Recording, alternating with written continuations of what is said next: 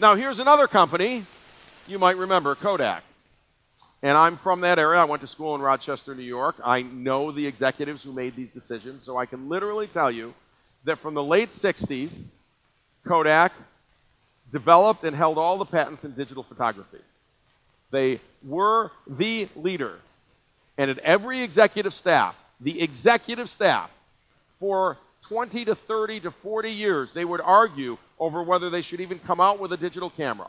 And at every exec staff, two things won over. One is they felt, who would want digital when the resolution of analog film, silver halide film, was so good, and the color depth was so good, no one would want this junky thing. And number two, we're making so much money on this, 90-point margins on film, why would we ever want to hurt them?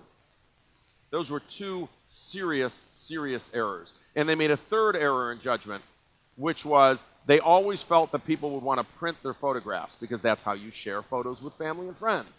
They could not understand that Facebook and Instagram and Pinterest and others would obviate the need to share them in a photo book. In a book, for goodness sake. What were we thinking? We had to have people come to our home and open the book and flip through pictures. This was only 20 years ago, folks. Well, today, you just post them to Facebook and you're done.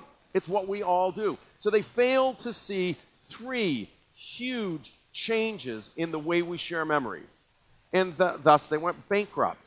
Now, they came out of bankruptcy. They still exist, but not as a photography company, as a printing company. That was a terrible error by an executive staff that had all the technology and all the patents and refused to see the future and refused to take the risk, and they killed the company. They personally are liable for killing that company. It didn't die itself.